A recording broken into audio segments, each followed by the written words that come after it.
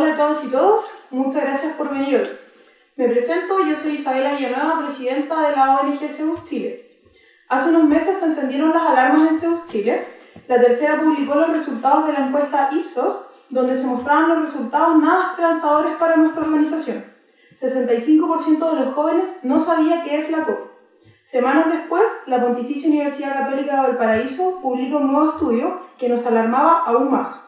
80,5% de las y los jóvenes no sabían que en diciembre de este año se realizaría en nuestro país la Cumbre Mundial de Medio Ambiente. Para nosotras y nosotros dentro de Zeus Chile, la COP25 es un hito a nivel mundial, pero sobre todo a nivel nacional. Es una oportunidad única que tenemos como país para ser líderes en ambición climática y una oportunidad única como sociedad civil para articularnos, como lo hemos venido haciendo a través de la Sociedad Civil por la Acción Climática. Es por esto que este año hemos lanzado nuestro cuarto Congreso Estudiantil Universitario de Sustentabilidad, Chile en el escenario mundial, de cara a la COP25, los días 21, 22 y 23 de agosto. Sumado a esto, y en nuestro interés constante por ser un aporte en la formación de las y los futuros profesionales, hemos creado este nuevo ciclo de charlas, Zeus Chile rumbo a la COP25, con el fin de informar a este 80% de jóvenes chilenas y chilenos sobre el evento más importante que se ha realizado en nuestro país. Hoy damos inicio a este ciclo de charlas con ¿qué es la COP25?, donde el High Level Climate Champion y fundador de la empresa de reciclaje Triciclos, Gonzalo Muñoz, nos contará qué es la COP y por qué es tan importante. Por favor, un fuerte aplauso para Gonzalo que nos acompaña hoy.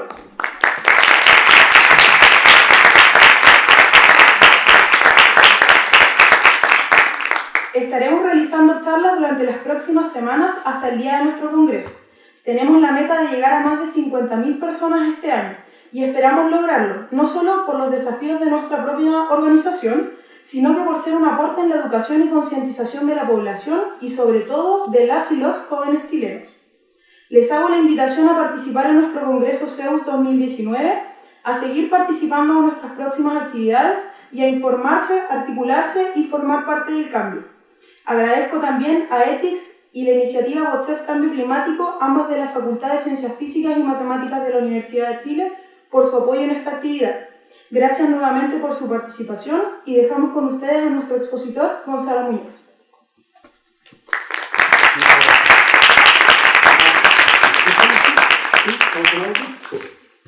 Muchísimas gracias por la invitación. ¿Se escucha? ¿Sí? ¿Con audio? Está prendido. Eso sería un... Sí. ¿Ahí? Ahí sí, perfecto. Era un pequeño detalle. Bueno, muchas gracias. Gracias no solo por la invitación, sino que además por la ocupación, o sea, la preocupación respecto de un tema tan urgente y tan relevante como el tema de la crisis climática. Yo no sé si esto está con audio. No está con audio. No escuché. Con el HDMI no está.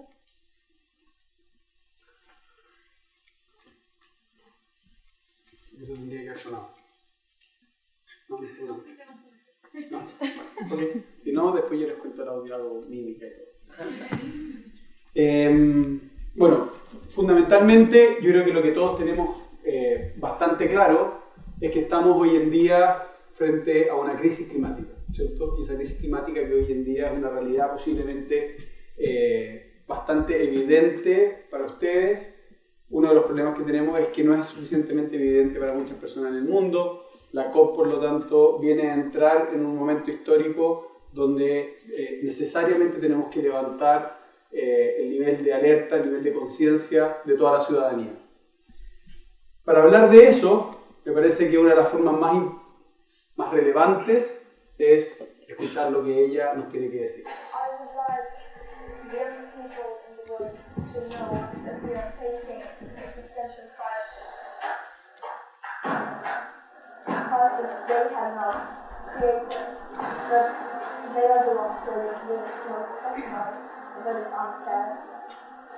So we need to hold the older generations accountable for what they have done and keep doing to us, and we need to get angry and transform that anger into action. My name is Greta Thunberg. I'm 16 years old and I'm a climate activist. Esta pregunta la hago siempre y espero que tenga una respuesta distinta. ¿Quiénes de ustedes conocían a Greta antes de ese video? Estoy calculando que normalmente estoy llegando como a un 40-50% de la sala, ¿no? Evidentemente esta es una sala de que yo esperaría que todos la conozcan. Asumo que evidentemente es muy conocida fundamentalmente entre la juventud. No ocurre lo mismo con el público más adulto. Ahora, sorprendentemente en públicos bien adultos, yo me tengo que dar una charla a unas 500 personas, todos de pelo bien blanco, y yo creo que el número era más o menos un 40%, pero bien interesante. ¿Por qué traigo a Greta a colación? Digamos? Lo primero es evidentemente entender no solo el rol que cumple ella desde el punto de vista de movilizar la conciencia respecto del clima, sino que aquí hay una señal que es súper poderosa. Esta es una niñita que empezó sus manifestaciones hace menos de un año, fue octubre del 2018, cuando una niñita Asperger. Es bien interesante entender el hecho de que sea una niñita que tiene Asperger, que haya tomado, porque finalmente lo que hizo ella fue conectarse con un problema y pasar a la acción, sin muchas veces las consideraciones que tomamos las personas que no tenemos esa característica. Y yo me imagino lo que tiene que haber pasado, en este caso en Estocolmo, con una niñita que agarra un cartel y dice: estoy en huelga por la inacción de los líderes de mi país respecto de la crisis climática, y toma un cartelito dibujado con sus manos y se sienta frente al Parlamento sueco. ¿Ustedes se imaginan las risotadas que ha generado? La cantidad de personas que le tienen que haber dicho: ¿qué hace una niñita de esa edad respecto de un problema que es global? ¿Qué cosa más absurda? ¿Cuánto la tienen que haber ninguneado? Y ninguneado no solo desde el punto de vista de que le hayan hecho bullying o no, que se hayan reído o no en su cara, pero en la mentalidad de las personas que pasaron frente a ella, ¿cuántas despreciaron la capacidad que tenía una niñita de 15 años de enfrentar una problemática global, compleja como era la del clima, y esperar que ocurriese algo a partir de su acción? Es notable conectarte con ese momento. Hoy en día estamos hablando de una niñita que ha movido a 1,6 millones de jóvenes en el mundo. Y no solo jóvenes, hoy en día ha movilizado acción concreta de personalidades como el secretario general de las Naciones Unidas, ha logrado llegar hasta el Papa, en fin, estamos hablando de una persona que a sus 15 años de edad ha generado en muy poco tiempo acciones contundentes. Y entonces eso yo creo que es importante poner en la sala, porque viene a desmitificar el concepto de que hay ciertas problemáticas que son ajenas a nuestro actuar. Hay problemáticas frente a las cuales lo que la vida nos dice, lo que la sociedad nos dice, lo que la inteligencia y la racionalidad nos dice, es que más bien debiéramos sentirnos impotentes. Una niñita de 15 años fue capaz de atravesar todas esas barreras, todas esas creencias, todas esas limitantes que normalmente nos ponemos las personas, muchas veces personas que tienen infinitas más supuestas capacidades, infinitas más supuestos talentos y recursos disponibles para resolver problemas muchas veces más simples que eso, y sin embargo solemos quedarnos en la inacción. Yo creo que hay un elemento ahí que es central, que tiene que ser parte de lo que nos mueva a cada una de las personas del mundo. La segunda, por supuesto, es la mera provocación concreta que ella hace de decir: yo estoy en huelga porque los adultos no se están comportando como adultos, se están comportando de manera irresponsable, y tenemos que salir los niños a decirle a los adultos: compórtense como adultos y actúen, en este caso, como si estuviésemos viviendo algo tan crítico como que se nos está escapando de nuestras manos el control del único entorno que tenemos para habitar. Eso pone en riesgo la vida de todos nosotros, que ella lo expresa de forma muy contundente: esto pone en riesgo nuestro futuro, y por lo tanto, qué vergüenza debe darnos a los adultos que los niños tengan que salir adelante para tomar acción respecto de su propio futuro. Hoy en día sabemos que la temperatura promedio del planeta ha aumentado y sigue aumentando, y estamos viviendo crisis climáticas que se expresan en un aumento general de la temperatura, pero fundamentalmente en anomalías climáticas. Lo único que cabe de consideración respecto de esto es si se trata en esta conversación de interlocutores que creen o no en la ciencia, que creen o no en lo que marca un termómetro. Si tú crees en lo que marca un termómetro, entonces tendrías que ser capaz de darte cuenta de las anomalías climáticas y lo que está pasando con el clima. Punto. Si la persona no cree en el termómetro, entonces salga de la sala y sigamos conversando con los que creen en lo que marca el termómetro. Hoy en día sabemos que las expresiones son tan duras y tan cercanas como lo que ha pasado en Chile respecto de los incendios forestales.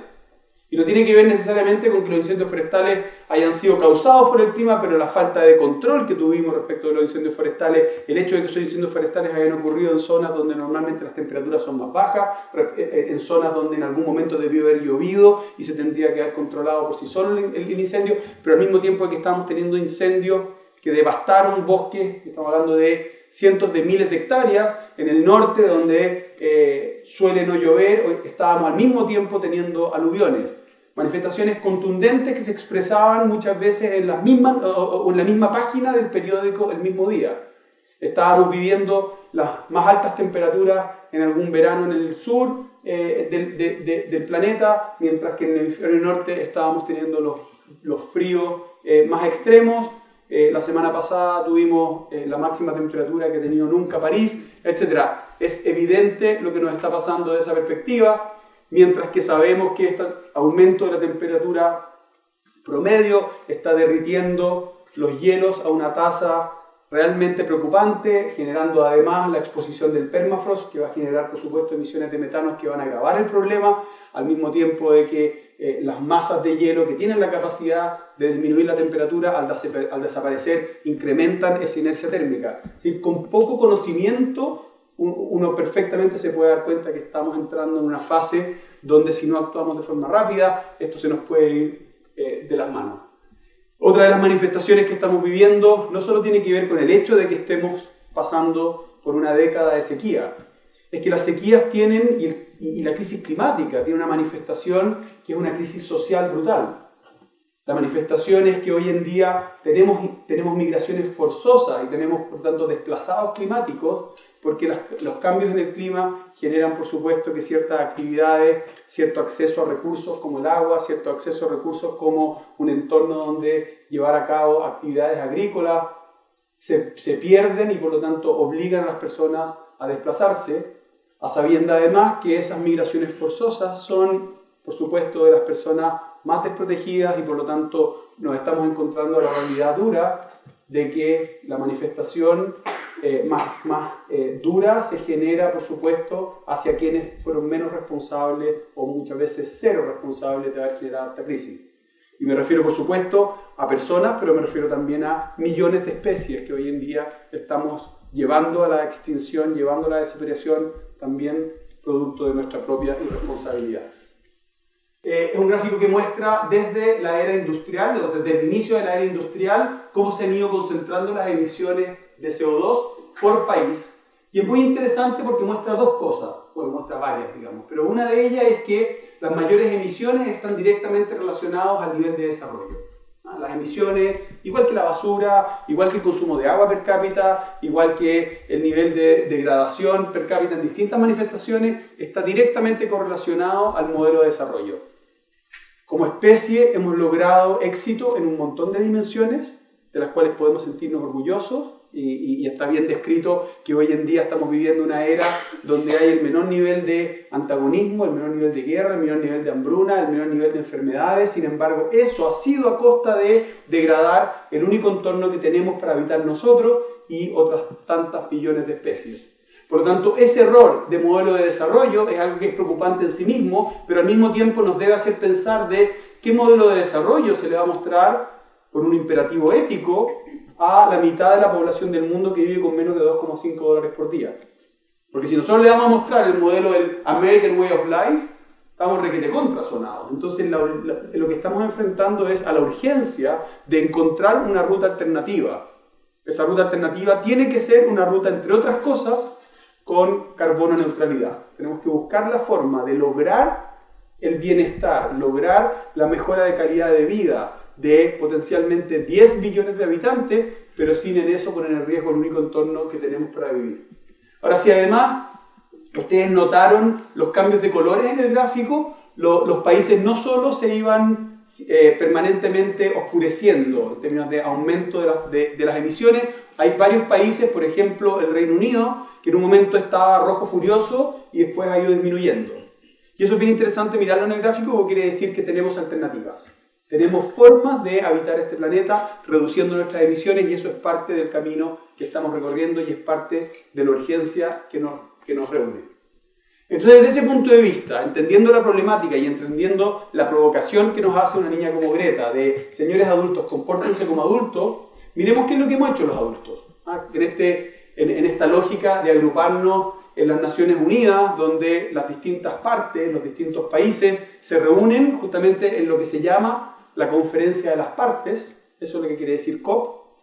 Es interesante aquí entender dos temas que muchas veces han pasado por alto, o por lo menos no han sido debidamente, creo yo, destacados en la prensa. Conferencia de las Partes es un genérico. Existen conferencias de las partes de distintos temas. La COP25, que va a ocurrir en Santiago a fin de año, es la Conferencia de las Partes de Cambio Climático número 25. Han ocurrido 24. El próximo año vamos a tener una conferencia de biodiversidad en China que se va a llamar la COP de biodiversidad y por lo tanto potencialmente va a ocurrir una pequeña confusión en la gente diciendo pero ¿cómo? No era... tocaba la 26 y tocaba, yo qué sé, en Inglaterra. Lo otro que es interesante entender es que la presidencia de la COP, Chile la asume el primer día de la COP25 y la entrega el primer día de la COP26. O sea, nosotros en este minuto somos presidencia entrante de la COP. La historia de las COP empieza con la Cumbre de Río.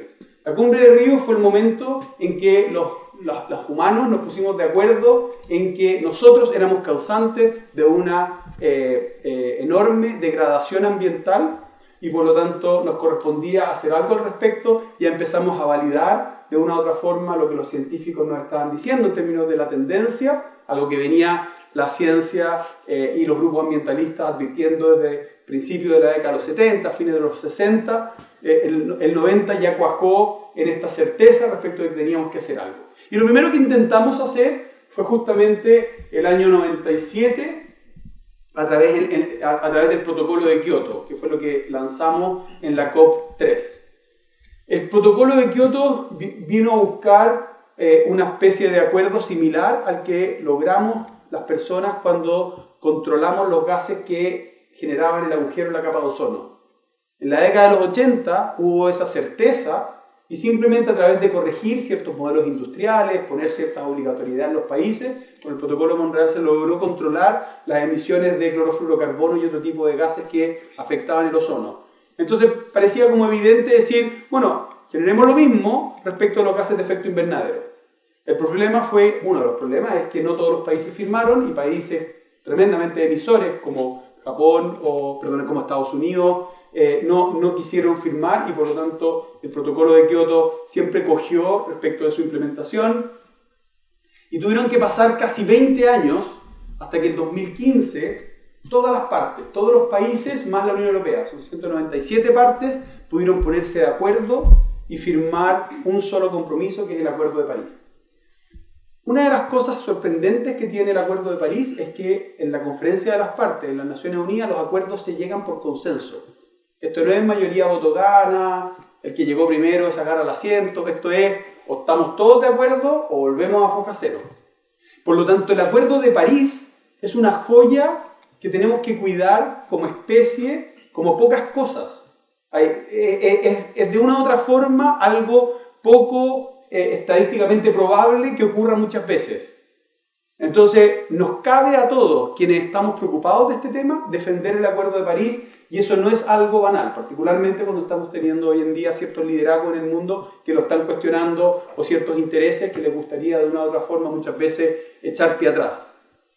El Acuerdo de París establece ciertos objetivos, ciertas metas y de una u otra forma hace que los países hagan compromisos respecto del cumplimiento de estas metas. Esos compromisos los países los ponen en lo que se llaman los NDCs, las contribuciones nacionalmente determinadas. Y esas NDCs tienen que revisarse cada 5 años y revisarse al alza. No pueden quedar igual, no pueden bajar. Todos los países cada 5 años tienen que subir un poco su apuesta.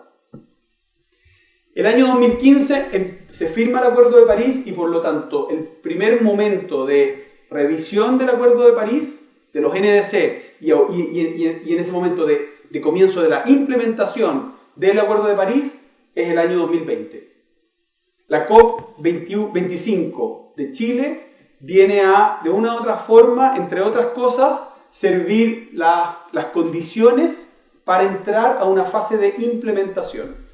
Y esto es bien interesante entenderlo. Lo que está pasando con los temas de discusión y de negociación climática es que estamos llegando a un punto donde queda poco por negociar. Queda un elemento que es central, que es el libro de reglas. Y esperamos, ojalá, que el libro de reglas se termine de firmar y acordar ahora justamente en la cumbre de Santiago.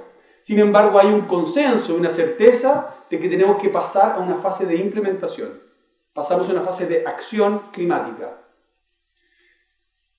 Quienes negocian, quienes participan de la COP son fundamentalmente negociadores, son personas fundamentalmente de las cancillerías, de los ministerios, organismos técnicos, y son personas que tienen una rutina, una metodología, una estructura que muchas veces se aleja o no necesariamente está totalmente integrado con la acción climática. La acción climática, lo que corrige el problema, o eventualmente lo agrava, ocurre en el día a día, ocurre en lo que ellos llaman el mundo real. Nosotros somos el mundo real. Esta universidad es el mundo real, lo que nosotros hicimos para alimentarnos hoy día, la forma como nos transportamos, la forma como diseñamos nuestras ciudades, la forma como generamos la energía. Esa es la vida real y ahí es donde ocurre la acción climática. Por lo tanto, estamos entrando en una fase donde adquiere tremenda relevancia lo que cada uno de nosotros sea capaz de comprometer, lo que las empresas sean capaces de comprometer, el valor que aportan las ONG, la ciudadanía, coordinada o descoordinada, los municipios, que es donde ocurre la acción climática. Ese es el momento donde viene Chile a poner las condiciones para que se desarrolle la COP. Ahora, ocurren dos cosas que son muy interesantes para entender más del contexto de Chile en la COP25.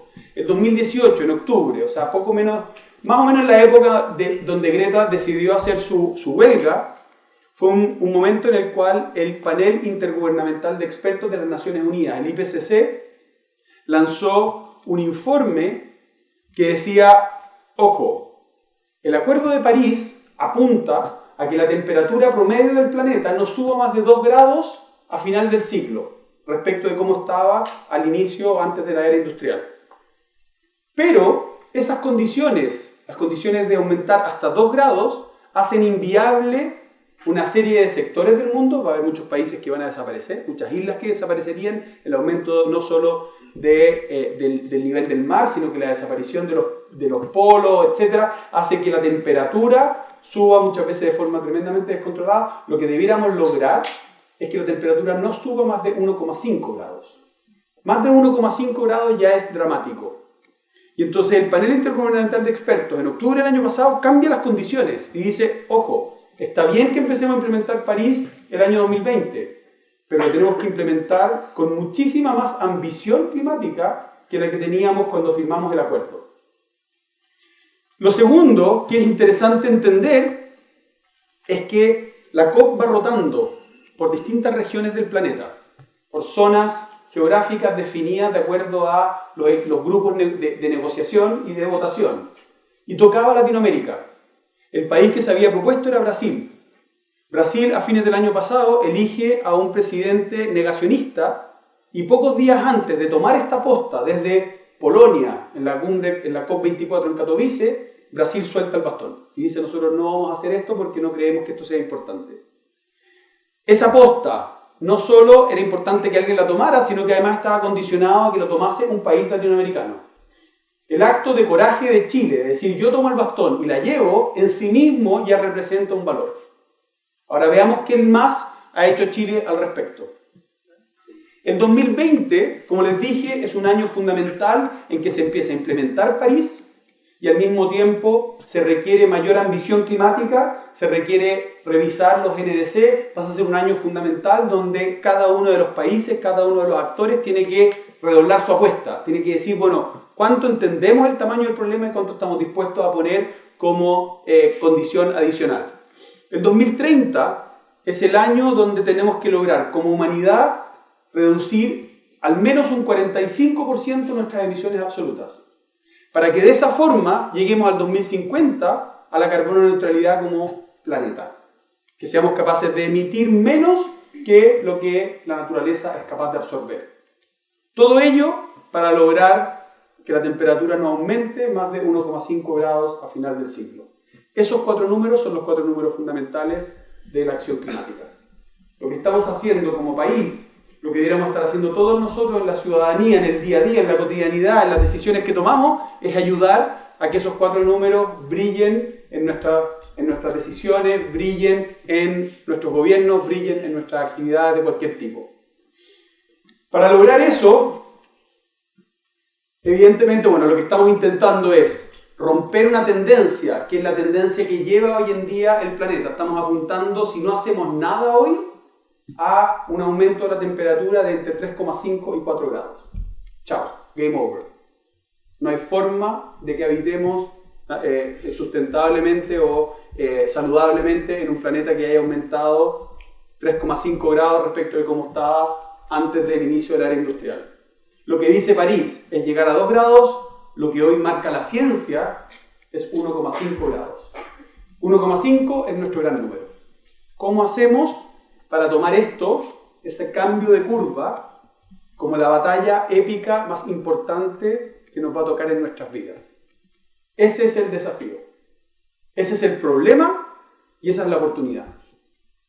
Ustedes como jóvenes, ustedes como personas que están formándose o están entrando al mundo laboral, ustedes que tienen la capacidad de comunicar, ustedes que son capaces de muchas veces cambiar el mundo a través de estos aparatitos, tienen la oportunidad de conectarse con ser quienes además ayuden a cambiar esa tendencia. Ese es el tamaño del desafío, como les dije, y ese es el tamaño de la oportunidad. Resolver un gap que es gigante y que solo lo vamos a resolver si somos extremadamente ambiciosos con la acción climática. Por lo tanto, lo que requiere una dimensión como esa, te lo vuelvo a subir la foto. Obvio, pura colaboración acá. ¿Con la línea? Ahí está. Eso solo se resuelve si nosotros le ponemos liderazgo.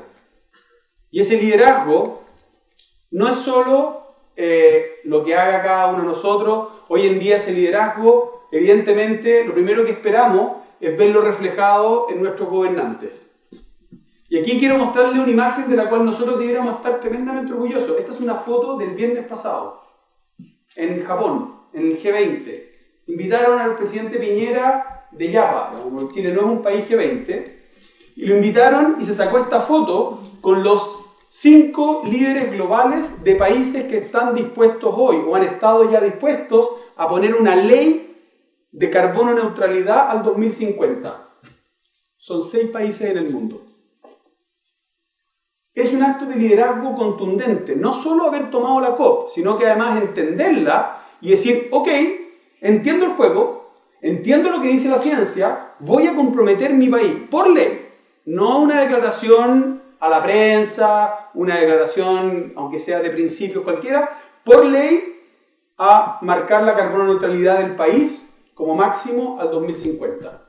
Miren los otros países que han hecho esto, que no es ni siquiera Inglaterra, está mal esto, es el Reino Unido, Francia, Alemania, Holanda, España y Chile. Lo que estamos diciendo es, vengan más países a sumarse a eso. Costa Rica lo tiene declarado, pero no lo ha puesto en ley. Hay muchos países que lo están trabajando a nivel de proyectos legislativos, algunos de ellos, algunos lo están declarando a través de otro tipo de reglamento, otro tipo de instrumento. Chile hoy ya tiene una ley presentada al Parlamento y esperamos, por lo tanto, que no solo seamos, como le digo ahí, uno de los primeros países en haber marcado la ley, ser uno de los primeros países en presentar nuestra GNDC actualizada y particularmente ser un país que muestre una ruta alternativa para todos los países del mundo. Esta es otra imagen bien sorprendente. Y aquí, créanme, yo no soy político, no vengo acá a venderle ningún partido político. Yo soy un habitante de este planeta que fui invitado a este rol hace 3 meses atrás y estoy tremendamente orgulloso de lo que está pasando en nuestro país a nivel de Estado. La presidencia entrante de la COP está hoy en día en manos de la ministra Schmidt, que fue la que tomó este bastón que se cayó. El ministro Llobet acaba de heredar de la ministra Jiménez la presidencia de la coalición de precio al carbono global y de la coalición de ministros de Hacienda por el cambio climático. Yo sé que esto puede sonar hasta chauvinista, puede parecer casi que estoy haciendo proselitismo político, no lo estoy haciendo. Eso no ha pasado en ninguna parte del mundo. Y podría agregar otro, y sería súper justo que lo hiciera, que es la foto del ministro Marcelo Mena, ministro del gobierno de Bachelet, ministro de Medio Ambiente. Si ustedes ven cómo el ministro Marcelo Mena, o el ex ministro Marcelo Mena, defiende a la ministra Schmidt por Twitter, es algo que saca una envidia de todos los países del mundo como pocas cosas. Mucho más que haber pasado a la final de la Copa América, por mucho que me duela. Hoy en día tenemos actos de liderazgo contundentes de los cuales tenemos que estar orgullosos independientemente del partido político del que seas. Esto es un tema de Estado. Esto es un tema, y no tiene que ver solo con un compromiso de que Chile brille, sino que además de cómo ponemos nuestro país al servicio de la región y al servicio del mundo. Este es el video de promoción de la COP.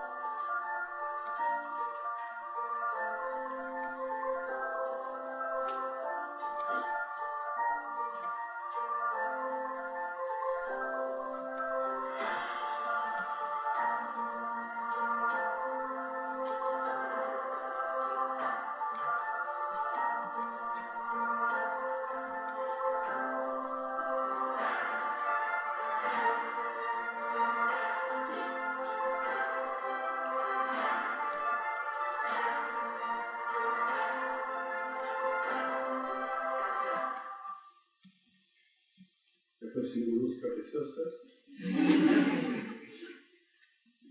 No sé, yo no sé nada. Bueno.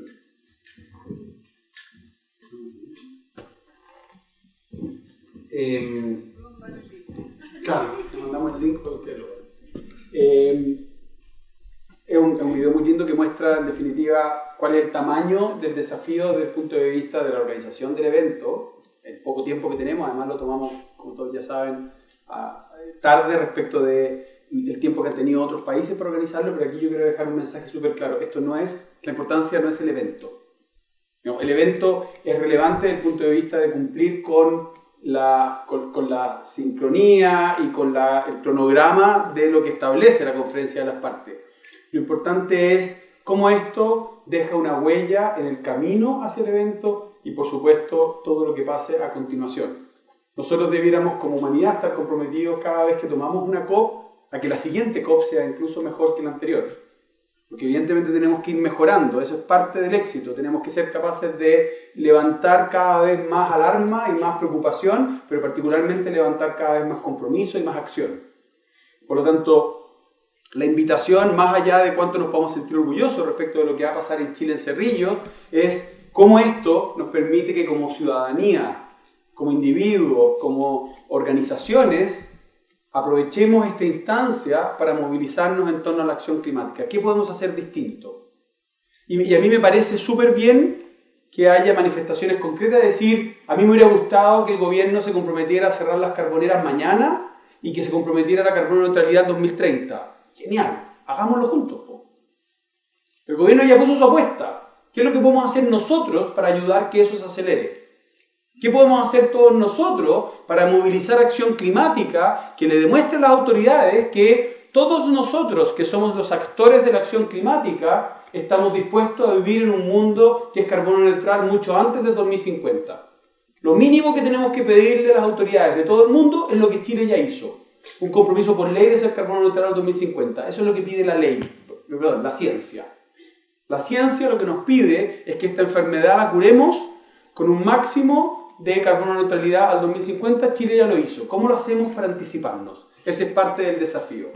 Hoy Chile está con un 75%, perdón, hoy está con un 45% de energía renovable en la matriz eléctrica. Va a avanzar de forma extraordinaria a un 75% al 2030, en ese compromiso de descarbonizar o disminuir nuestras emisiones absolutas en un 45%. Esta imagen es una imagen preciosa de Cerro Dominador, es una central termosolar que debiera inaugurarse por lo menos la Marcha Blanca en noviembre, entre noviembre y diciembre, y el próximo año ya estar en plena generación de 200 megawatts de energía. Esa tecnología acaba de superar en payback la tecnología de las termoeléctricas convencionales, con la particularidad de que esos dos estanques que están ahí son capaces de almacenar sales a 500 grados Celsius durante la noche y por lo tanto mover las turbinas de generación de electricidad a partir de vapor durante la noche y por lo tanto reemplazar la necesidad de energía de base que aportan las termoeléctricas y por lo tanto realmente desprendernos de la necesidad de combustibles fósiles para cubrir la energía de base. Hoy en día ya tenemos un compromiso que es erradicar las centrales de carbono en 2040. Yo soy también un creyente de que vamos a lograr erradicarlas antes, particularmente si somos capaces de fortalecer las energías alternativas que están surgiendo, pero al mismo tiempo cada uno de nosotros ir comprometiéndose con otros mecanismos que van a ayudar a que eso no sea necesario más allá de antes del 2040. Hoy en día tenemos que estar orgullosos de tener un 24% del territorio de Chile protegido, un maravilloso legado que también viene de los gobiernos anteriores. Si nosotros vemos la continuidad que han tenido ciertas acciones medioambientales desde los gobiernos anteriores, es algo de lo cual como chilenos debemos estar tremendamente orgullosos y de nuevo, son temas que cuando se miran desde fuera de Chile llegan a producir envidia. Tenemos 14,6 millones de hectáreas de bosque nativo, tenemos hoy en día una ley de responsabilidad extendida al productor que ya tiene reglamento en 2 de las categorías. Ayer mismo se lanzaron las metas del Pacto Chileno por los Plásticos. Es un pacto que existe en 3 países del mundo, Reino Unido, Francia y Chile. Chile tomó la determinación de decir, para controlar la problemática de los plásticos, vamos a poner a la industria conjunta a resolver este problema y ayer una de las metas era al 2025 todos los plásticos de los empaques en Chile tienen que ser 100% reusables, compostables o reciclables. 3 países del mundo han hecho eso. No estoy diciendo con esto que Chile sea perfecto, por favor no me malinterpreten. Tenemos zonas de sacrificio, tenemos hoy en día problemas de calidad de aire en un montón de ciudades, incluyendo Santiago, tenemos un montón de problemas respecto de procesos extractivos que tenemos que perfeccionar, hay por supuesto avance de la desertificación, tenemos un montón de problemas que tienen que estar presentes también en la conversación y tienen que ser parte de nuestra propia ambición el llegar a resolverlo. Seamos conscientes también de aquellas cosas que están funcionando bien para que también las fortalezcamos y desde luego no las destruyamos. Chile es el segundo país con mayor número de autobuses eléctricos del mundo. La flota que tiene hoy en día Chile solo la tiene China. Es cierto que el 98% de la flota de vehículos eléctricos del mundo está en China, ¿no? Pero Chile como referencia respecto de lo que han hecho otros países, cuando uno habla fuera de Chile y dice, no, Santiago ya tiene 450 buses eléctricos, te miran con cara de no, te equivocaste, no puede ser. Bueno, es así. En las últimas, si no me equivoco, 2 semanas, 3 semanas como mucho, Chile emitió 2 bonos soberanos verdes. Ningún país de América, incluyendo Estados Unidos, ha emitido bonos soberanos verdes. Pero lo más interesante de eso es que el primero, de casi 1,5 millones de dólares, perdón, 1.500 millones de dólares, se obtuvo una tasa de 3,53 y el segundo, de 861 millones de euros, a una tasa de 0,83. Nunca Chile se había endeudado a una tasa tan barata. Miren la señal, el sector financiero de Chile, y eso es mucho de la agenda del ministro Larraín, es sorprendente. Habla de un país que está comprometido a fortalecer la industria limpia, fortalecer la calidad de vida con el respeto del medio ambiente y habla además de un sector financiero, habla de inversionistas que están dispuestos a poner plata más barata si es que el impacto de eso va a ir al cuidado del medio ambiente. Tampoco está pasando en ninguna parte del mundo, o en muy pocos países del mundo se está teniendo esta conversación y de nuevo este acto de liderazgo que reúne al sector privado y al sector público. Esta es una foto que me parece genial, porque como ven ahí está el presidente de Brasil, el señor negacionista, mientras el presidente de Argentina se abraza con los líderes de la Unión Europea. Esta es una foto del sábado. El sábado Argentina cerró 20 años de negociaciones con la Unión Europea, no Argentina, el Mercosur. Y por fin llegaron a un acuerdo de libre comercio. Estaban fascinados. Macri lloraba de la emoción. Me imagino que porque se había imaginado cómo esto le va a subir los bonos también para la reelección. Lo interesante de esto, de esta firma, en que están todos felices, es que yo no sé si ese señor se dio cuenta, pero cuando ellos firmaron, y todos los países del Mercosur firmaron con todos los países de la Unión Europea, había una cláusula. Y la cláusula establecía como un enforcement que los países del Mercosur se obligaban cuando menos al cumplimiento de las cláusulas del Acuerdo de París. Entonces el señor negacionista, por favorecer también el mercado, está sin probablemente querer reconocerlo públicamente. Supongo que alguien de sus asesores sabrá, no sé si le habrán escondido la pelota, no tengo idea, voy a querer averiguar cuál es la interna, pero para muchos de nosotros fue sorprendente que surgiera esa firma que obliga a Brasil, liderado por un país negacionista que no quiso recibir la COP, a cumplir el Acuerdo de París. La Unión Europea lo que está haciendo de una forma muy inteligente es establecer mecanismos de mercado que obligan al cumplimiento de los acuerdos del clima. Por lo tanto, Chile, a través de muchos de estos elementos, lo que está buscando es generar acción hacia una economía baja en carbono y comprometida con la carbono neutralidad. Los grandes temas que Chile está poniendo en la mesa para la discusión en la COP, más allá de lo que tiene que ver con las negociaciones y el cierre idealmente del artículo 6, es que pongamos a una discusión profunda y responsable respecto de bosques y biodiversidad, hablemos de la relevancia que tienen los océanos y la Antártida, la economía circular en todas sus dimensiones al servicio de un planeta neutro en emisiones y por supuesto la electromovilidad.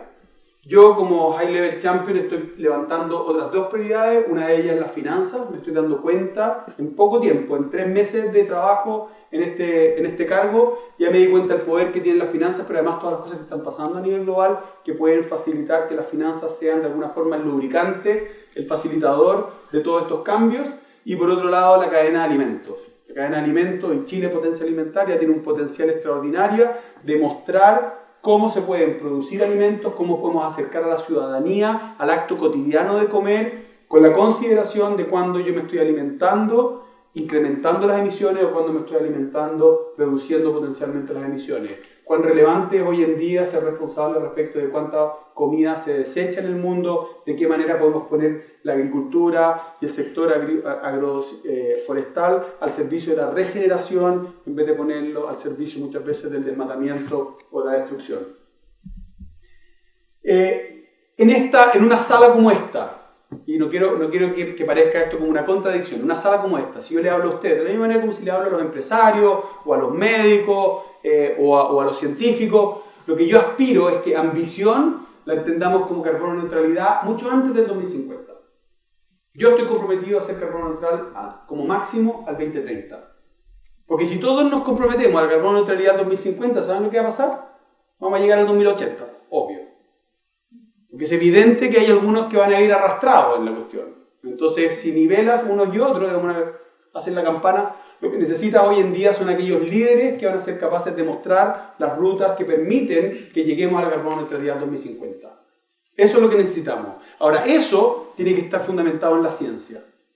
Esto debe dejar de ser un tema ideológico, debe dejar de ser un tema meramente emocional, puede seguir siéndolo, digamos, pero no puede ser solo eso. Tienen que ser acciones basadas en la ciencia, donde no solo le creamos a los termómetros, sino que además los creamos a la capacidad de medir cada una de nuestras acciones y, por supuesto, registrarlas y monitorearlas. Hoy en día tenemos herramientas que nos permiten registrar, monitorear y, por lo tanto, ir identificando cuáles son aquellas herramientas, cuáles son aquellas acciones que tenemos que potenciar para efectivamente llegar a la carbono neutralidad en 2030. Por lo tanto, Chile, que es un país que representa un 0,25% de las emisiones globales, que el año pasado se sentó al frente de los países de América Latina y dijo: yo organizo la COP. Y que todos, no todos, pero muchos dijeron: ¿qué hace Chile poniéndose a servicio de una problemática de perros grandes? ¿Qué viene el Chihuahua a ladrarle a los grandaneses?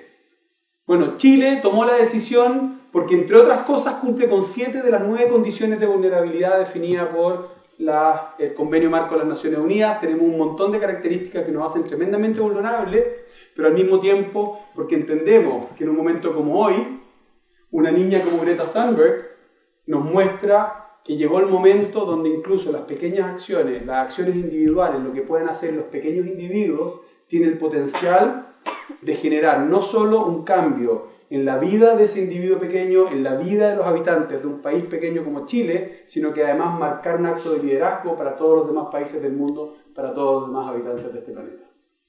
Muchas gracias.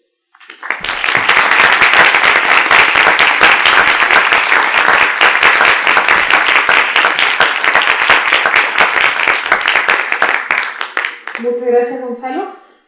Tenemos un tiempo para hacer preguntas. No sé si alguien tiene alguna pregunta por allá.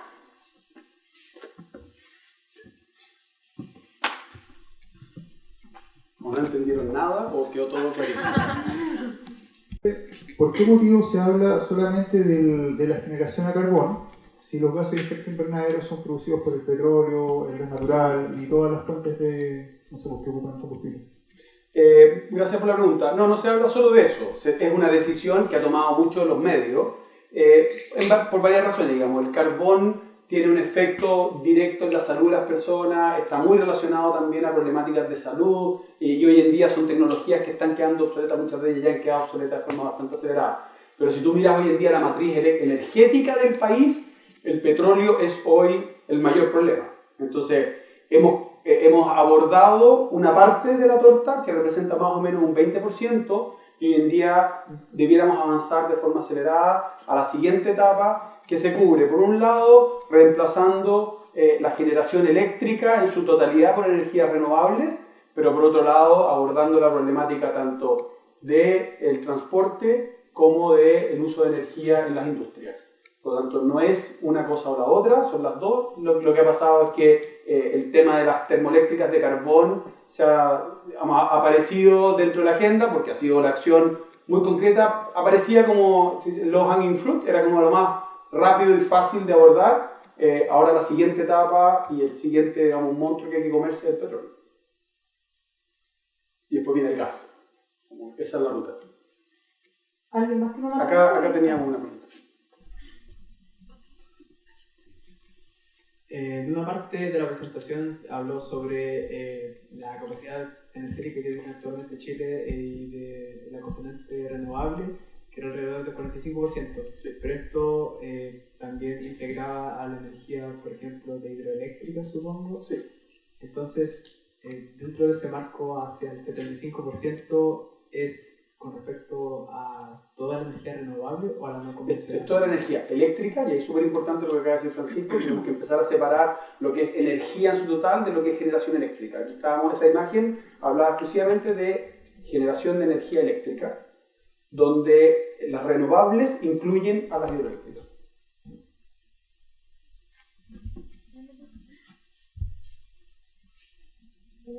Te quería preguntar cómo la organización de la COP espera asegurarse de escuchar la voz de la sociedad civil, considerando los altos costos que está resultando para organizaciones pequeñas, ocupar la zona verde de la 5. Muchas gracias por la pregunta, dirigente. De hecho, entré acá y creo que la dejé pendiente, ¿no? La carta. Sí, te voy a mandar una carta apenas salga, donde estoy dando explicaciones del error que se cometió al ofrecer un costo para la sociedad civil en la zona verde.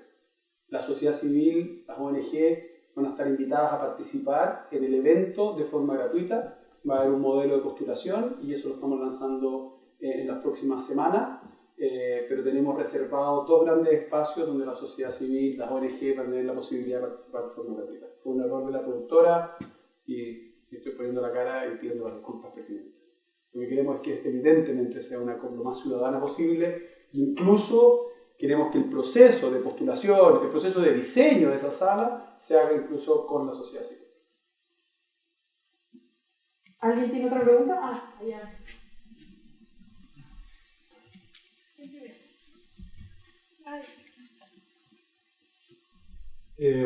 Entiendo el tema de que Chile está en varios puntos de vulnerabilidad, pero al final el número que afectamos, si mitigamos como completamente la contaminación como al cambio climático, igual es bajo.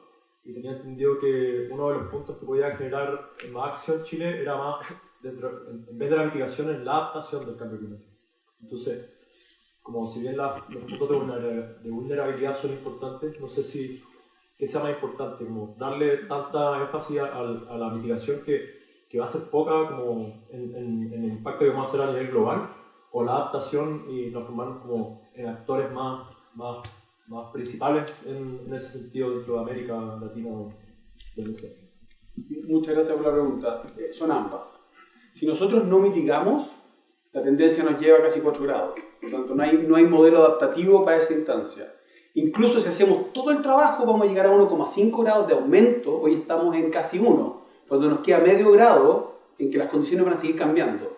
Entonces, la propuesta de adaptación es toda ojalá dada para ese 0,5 grado adicional, más las condiciones que ya están cambiando. Si nosotros no mitigamos, no sirve ningún modelo adaptativo. Por lo tanto, en Chile y en todos los países del mundo deben correr ambas de la mano, donde efectivamente hay medidas de mitigación en que para Chile finalmente igual son importantes. Hay muchas medidas de adaptación, de mitigación que están totalmente vinculadas a la salud de los habitantes en distintas dimensiones. Por lo tanto, hay impacto directo más allá del impacto global en términos de las emisiones absolutas. Pero Chile también tiene toda una serie de líneas de procesos adaptativos, donde evidentemente la problemática del agua, las zonas costeras, donde tenemos que trabajar mucho en zonas de recuperación de suelo, nuestra agricultura está siendo expuesta a las condiciones de la crisis climática y por lo tanto tenemos que empezar a adaptarlo. Todo eso corre en paralelo, donde en la medida que nosotros seamos más eficientes en la mitigación, más barata nos va a resultar la adaptación. Hola. Quería preguntar por qué pasa con Estados Unidos. Se supone que Estados Unidos salió del acuerdo de París, o sea, algún recuerdo tengo de eso, y quería saber si tú piensas que podemos llegar solamente a ese 1,5 por mientras que ellos no se suban a este barco de 65.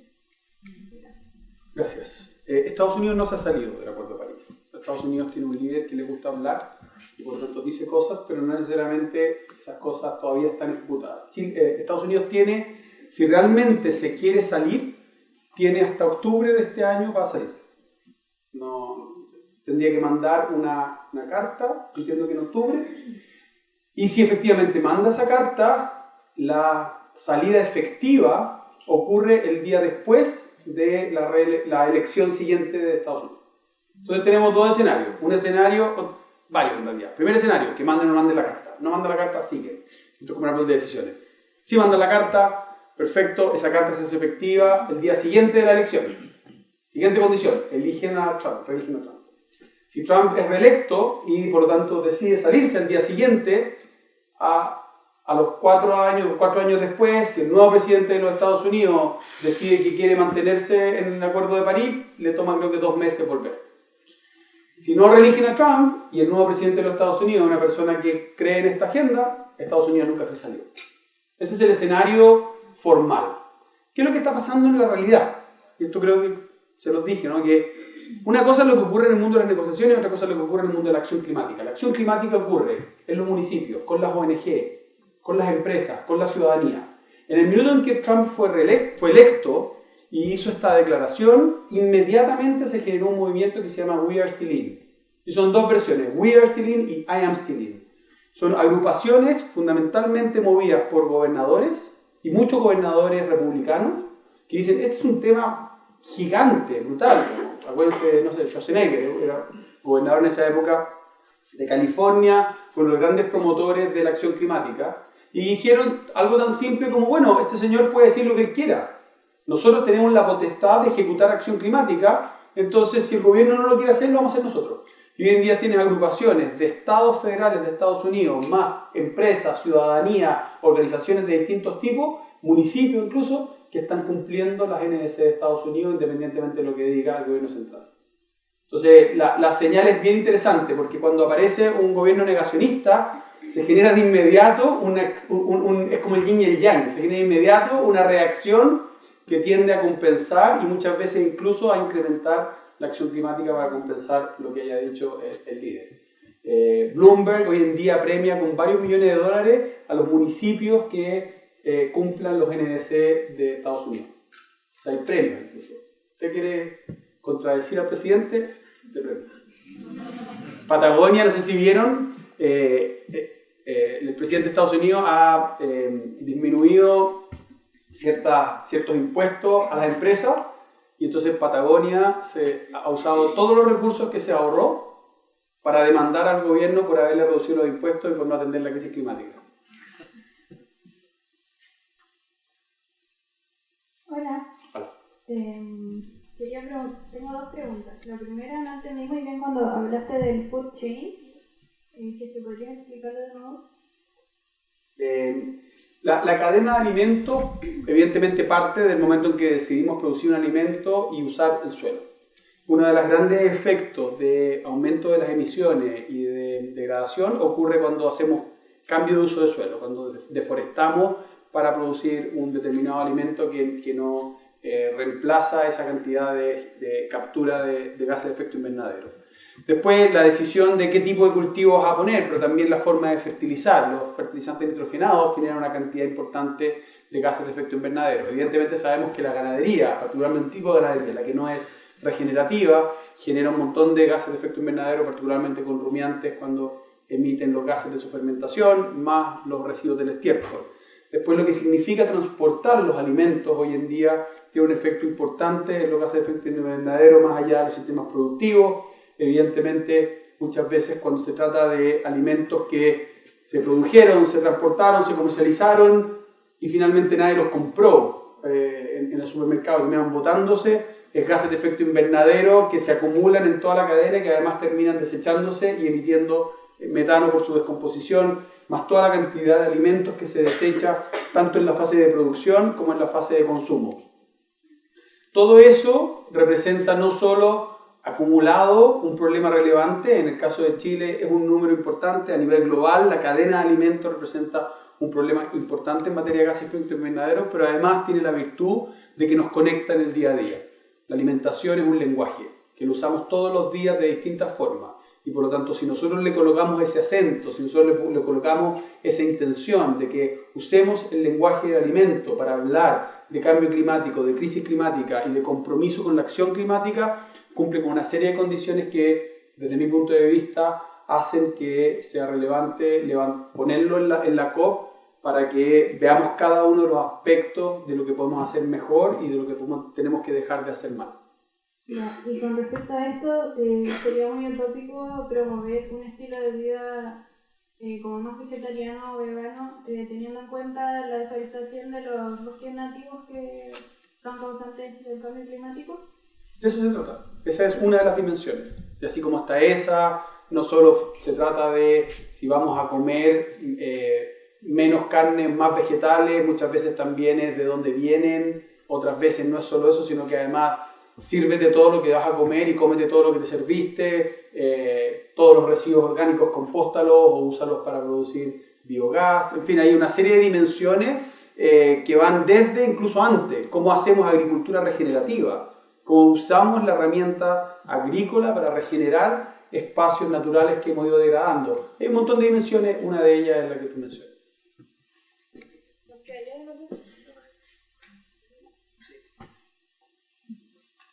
Hola, gracias Gonzalo.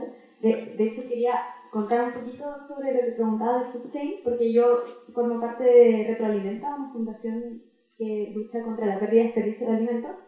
Y de hecho, la pérdida y desperdicio de alimentos, si se cuantifica como un país, sería el tercer país que más emite gases de efecto invernadero después de China y Estados Unidos. Eso es por el uso de recursos y toda la problemática de la pérdida de alimentos. Quería hacer una pregunta o dos preguntas de un tema muy importante que no está mencionado, que es la justicia ambiental. Y en particular en Chile, que estamos en este rol de llevar la COP25, ¿qué pasa, por ejemplo, con el acuerdo de Escazú? Si es que hay alguna meta, alguna presión para firmarlo y también todo lo que conlleva detrás la justicia ambiental. Súper. A ver, como les dije antes, Chile no está exento de tener un montón de desafíos, no solo en términos de justicia medioambiental. Nosotros tenemos una serie de desafíos tan concretos como los que y los vemos todos los días. Creo que hay por lo menos dos dimensiones para responder tu pregunta. La primera es algo en lo que yo creo fehacientemente. Yo creo que Chile ya ganó con estar organizando la COP. La cantidad de conversaciones que estamos teniendo a todos los niveles, la agenda legislativa ambiental, cómo estamos viendo los compromisos de las empresas, cómo estamos empezando a conversar de temas que no habríamos conversado. El otro día me junté en una bilateral con un ministro y estuvimos conversando 2 horas. Al terminar la conversación le dije, ministro, de estos temas que hemos tratado, ¿cuántos de ellos habrían estado en su agenda si no fuera por la COP?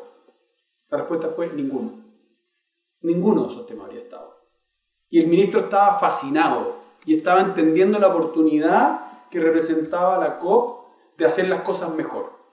Entonces, sin desestimar la relevancia que tienen todos los demás temas medioambientales, yo creo que es importante que entendamos y rememos hacia, favorezcamos cada uno de los pasos que están ocurriendo en Chile.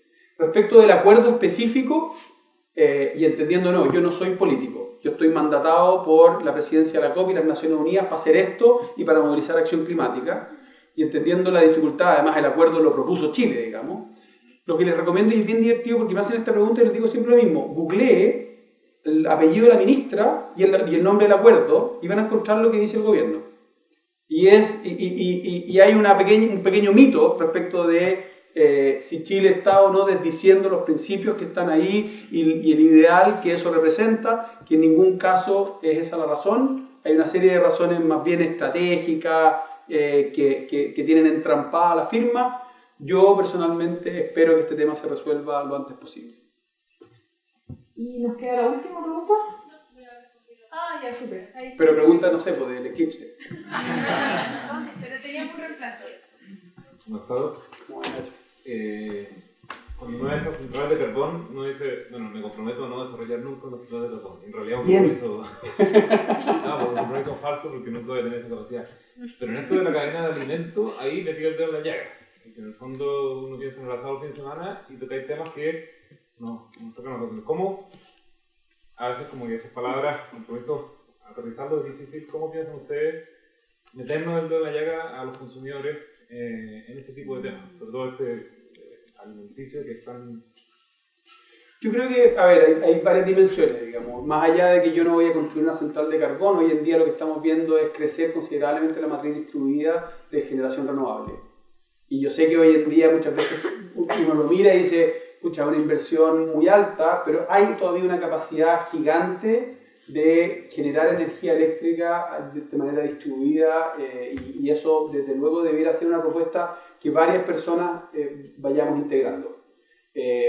Por lo tanto, no desestimaría el poder que tenemos cada uno de los chilenos de contribuir a que Chile nunca necesite una central termoeléctrica. Máxime porque yo creo que algunas de las tecnologías que van a ir posicionándose van a requerir justamente de energía solar distribuida. Yo tengo un plano en la cabeza que yo creo que podría servir eso como solución o como solución complementaria. En el resto, mi intención, y estoy seguro que no es la intención ni de la ministra ni de nadie que esté organizando la COP, es meter el dedo en la llaga. Es invitar en el entendido de que hoy la ciudadanía está muy preocupada de la coherencia que tenga el gobierno y la consistencia de los mensajes y de las leyes, y más bien el que se sienta tocado, que entienda cuánto puede hacer, que se informe. Nuestro deber es comunicar, informar, entregar datos científicos que ayuden a que la ciudadanía descubra por dónde yo puedo ser parte de la solución y dejar de ser el problema, entendiendo que yo solo puedo dejar de ser parte del problema si primero identifico que soy parte del problema.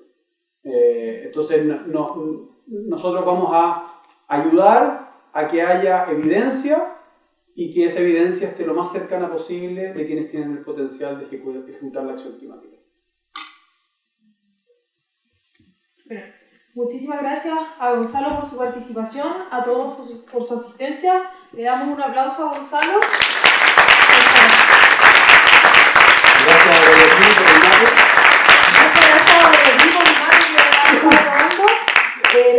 por favor que se lleven sus latas para reciclarlas y si no las van a reciclar, déjenlas acá y nosotros nos las llevamos. No la boten a la basura. Así que eso, muchas gracias por participar. Vamos a subir la charla próximamente a nuestro canal de YouTube. Nos pueden buscar como Seus Chile, así que se agradece si quieren difundir o cualquier cosa. Muchas gracias.